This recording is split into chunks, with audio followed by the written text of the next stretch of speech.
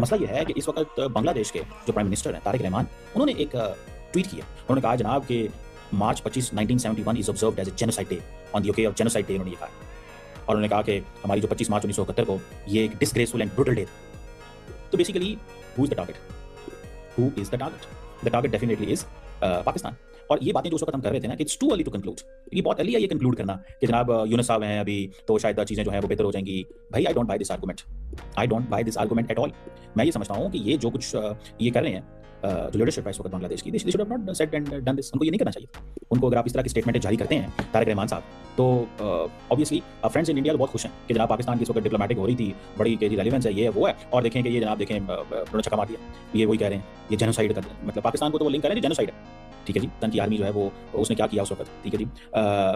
अब मैं उस चीज़ों पे नहीं जाना चाहता, लेकिन मैं समझता हूँ कि इन्होंने बहुत गलत किया है तारिक रहमान साहब ने। शायद वो इन्होंने इसलिए किया कि वो अपने बंगालियों को बताना चाहते हैं कि मैं भूला नहीं हूँ, मुझे भी हिस्ट्री का पता है। मुझे भी हिस्ट्री का पता है और मैं इन चीज़ों को भूला नहीं हूँ और ना मैं भूलूँगा। इसीलिए हम कहते थे मोहम्मद यूनुस से जो पिंगे हैं वो बड़े स्लोली बढ़ाएँ। ये बातें हो रही थी कि इनसे इतना वो हम करीब नहीं जा सकते, क्योंकि अगली लीडरशिप आएगी उसका क्या माइंडसेट होता है। एक बात तो मैं ये कह सकता हूँ, अब जो वो कह रहे हैं जी कि ये नए वज़ीर-ए-आज़म हैं, ये बंगालियों को ये कहना चाहते हैं कि हम भूले नहीं हैं, लेकिन हम मूव ऑन करना चाहते हैं। लेकिन अगर ये इस तरह की स्टेटमेंट्स भी नहीं देते, तो हसीना वाजिद पहले निकली हुई है, तो वो तो कहेगी, तो ये हसीना वाजिद को पीछे करने के लिए ज़्यादा हॉकिश लाइन ले सकते हैं पाकिस्तान के ऊपर। इसको पाकिस्तान स्टडी कर रहा था। यही वजह है कि कभी पाकिस्तान का मिलिट्री डेलीगेशन आपने नहीं देखा होगा उधर क्या है। पाकिस्तान का मिलिट्री डेलीगेशन वहाँ नहीं गया टॉप लेवल। डीजी एनालिसिस और इस तरह के जो टॉप लेवल के लोग होते हैं वो तो चलो चाहते रहते हैं, ठीक है। लेकिन ये इस बात को अब देखिए, फिर उन्होंने कहा जी कि इन्होंने टीचर्स पे फायरिंग की, इंटेलेक्चुअल्स को मारा गया, हमारे इनोसेंट को मारा गया, ढाका यूनिवर्सिटी में क्या हुआ, ठीक है जी। जो 25 मार्च का जो जेनोसाइड है, ये प्री प्लान्ड मैसेकर था।